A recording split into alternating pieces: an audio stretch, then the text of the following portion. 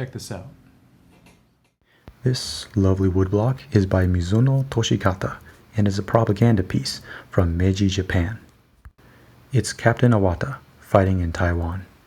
The Japanese had invaded this island before, but this time they would come to conquer and rule for 5 decades. This carefully crafted image is a semi-fictional story, and the intentions and spirit of the era began long before the 1895 invasion of Taiwan.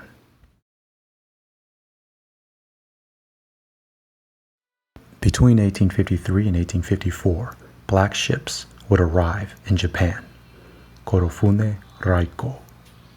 Commodore Matthew Perry's expedition to Japan was to force an end to the country's more than 2 centuries of relative isolation. Japanese ports were to be opened to American trade and business. Like a man about to take advantage of an unsuspecting woman, Commodore Perry sailed up to Edo, ready to open her by force. Like a weak woman's futile protests, the Japanese guard boats and antiquated defenses could not deter the fleet of modern warships, and Perry would not heed their requests to leave. His cannons fired blank shots to intimidate the people. The shogunate was in disarray without strong leadership nor a strategy to deal with the foreigners. After more intimidation, some European meddling, and some stalling, Perry would leave victorious, with diplomatic and trade relations between the USA and Japan established. The shogunate got off easy. This was the era in which the Western civilization was reaching immense heights in the sciences, philosophies, industry, and military might, and they taught the world just how advanced and yet coercive and brutal they could be. Japan would learn from those lessons. The process of civil war, consolidation of power, rapid reform, and industrialization, that deserves hours upon hours of documentary that I'm not going to be able to fully do justice to. Needless to say, that shaken woman who had her legs split wide open, she survived, unraped and unscathed, but she was going through a whole blend of volatile emotions. Japan, how did she become so weak, so vulnerable? How did she suddenly get humbled by these Western barbarians? Japan came under the rule of Emperor Meiji in 1868. The feudal system was abolished, the military and industries revamped, and Japan began a deep love affair with Western advances in medicine, education, technology, weapons, and so on.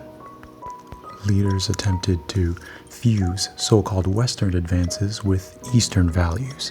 They sought to keep Japan's now nationalistic soul while modernizing, but in many ways they were simply Westernizing and forming ideas of superiority to the rest of Asia, as well as ambitions to quote-unquote free Asia from imperialism by conquering and occupying the Asia Pacific. This was not the first time the Nihonjin had been in love with another civilization.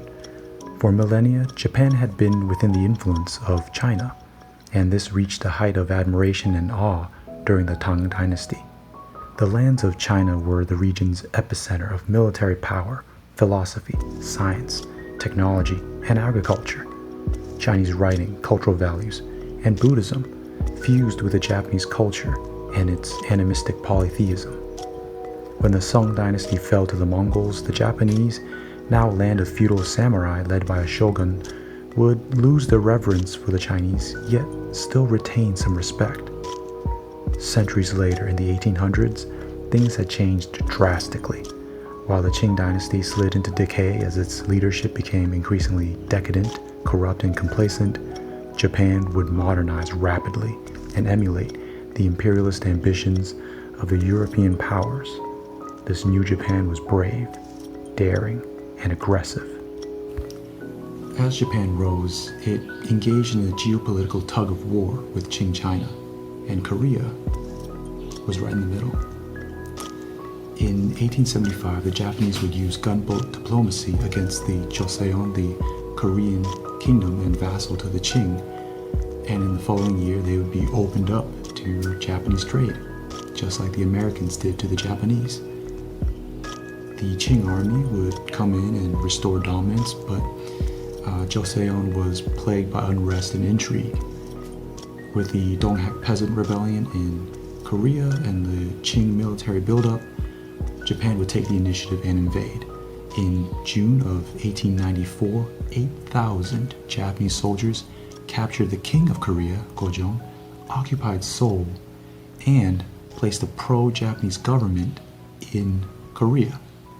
The Qing declared that the puppet government was illegitimate, and hostilities ensued. I'm going to let the woodblock propaganda of the time help to illustrate this war. The Japanese army, trained in the German fashion, was better led and more motivated than the Qing forces and rapidly defeated them in Korea. The Qing Beiyang fleet, while somewhat modernized, was handicapped by corruption and incompetence and was defeated by the Japanese fleet at the mouth of the Yalu River in September of 1894.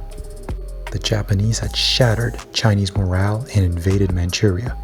The Japanese proceeded with utmost speed, understanding that they had to neutralize strategic points in the north and threaten Beijing if they were to avoid a protracted land war that the Qing Empire could win. The Qing could have slowed the Japanese advance with guerrilla resistance and used modernized soldiers to drive them out after a long land war of attrition, but their army suffered from low morale and corrupt leadership. The Japanese found many Chinese troops had deserted their posts and killed Japanese prisoners of war. At the Battle of Lusunkou, the Japanese captured the seemingly impregnable Qing naval base, later known as Port Arthur. They suffered only 40 killed and a couple hundred wounded, while killing many thousands of Chinese during the battle and in a subsequent unrestrained killing spree on the captured city. In February of 1895, the Japanese armies invaded Shandong to neutralize the naval base of Weihaiwei. In a stunning coordination of army and navy, the Japanese defeated the slightly larger Qing forces and destroyed or captured all of their warships. Then, the Japanese proceeded to the Pescadores, the proverbial gates of Taiwan, Penghu Islands, and in March 1895, they landed and attacked the Qing forces on those islands, setting up for an invasion of Taiwan. In April of 1895, the emperors agreed upon a peace under the Treaty of Shimonoseki. Korea became totally independent and therefore fully available for Japanese conquest, and the Liaodong Peninsula, the Pescadores or Penghu Islands, and Taiwan were handed to Japan. The Japanese were given the rights to operate on the Yangtze River, operate factories in China, and open more ports there. China had to pay 200 million silver taels in war reparations, making the First Sino-Japanese War not only a geopolitical victory and a shocking statement to the Western powers, but also quite profitable. Now remember, I did say that this artwork, while beautifully done, was propaganda. Yes, this is how the Japanese wanted to see all of this and how they wanted their own population to learn about the war. They wanted to see themselves as heroically standing tall and dressed in the Western style, conquering their adversary. They wanted to denigrate the other Asians. Look at how the Chinese are depicted as cowardly and backwards. Chinese soldiers fall before them, flee, get murdered, massacred. But the Japanese are not only advanced in warfare. See, this general is saving a Chinese baby.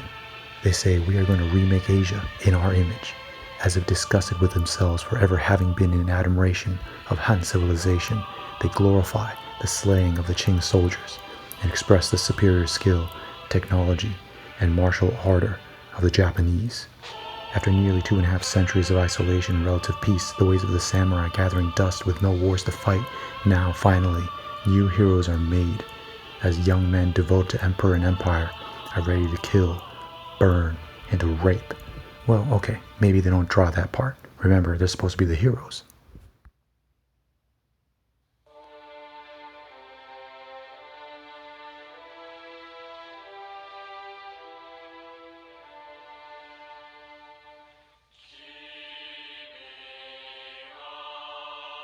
So I wonder why Mizuno Toshikata chose to depict Captain Awata's adversary, the polearm-wielding defender, in such a brave and strong way. This is pretty abnormal considering the way they wished to despise the Chinese they defeated, treating them as ugly, cowardly brutes. Plus, there's a similar duel that is totally depicted in the typical fashion, with the polearm wielding guy getting cut in the face and, falling back defeated. Maybe the Japanese held a special hate for the Koreans and Chinese who had defeated them 300 years prior in the Imjin Wars, and maybe they did not apply that kind of hatred to people on Taiwan. I don't know. It could all just be to make Captain Awata appear more heroic. After all, he's the smaller man skillfully defending against the bigger man using the strong Guan Dao, Yan Yue Dao kind of weapon, trying to hack him down while he's skillfully parrying. Maybe. Whatever they gotta do to make themselves feel good, right? Regardless, it's curious that one of their few remotely even positive depictions of Chinese or Sinitic resistance was in Taiwan. The tail end of the Sino-Japanese War, the first one, right? The Japanese would invade the Pescador Islands, the Penghu Islands, and they really didn't suffer too many combat losses. However, more than 1,000 of them died of cholera. And that kind of foreshadows their experience when they go and invade Taiwan proper. See, in Taiwan, they would meet with initial military success, sweeping aside the official defense, but then they would face a good 10 or more years of guerrilla resistance, rebellions and mountain warfare with the Aborigines, and tropical diseases.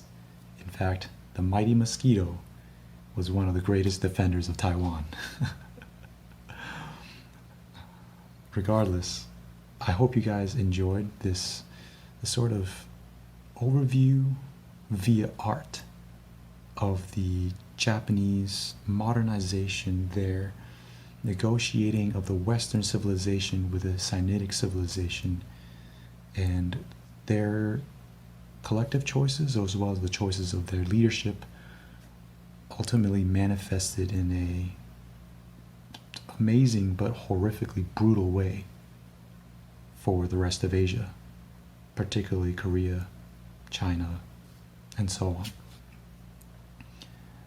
They would end up creating a model colony out of Taiwan, but I guess that's a story for another time, for another video. In any case, thank you so much for following me on my journey. I salute yours. Peace.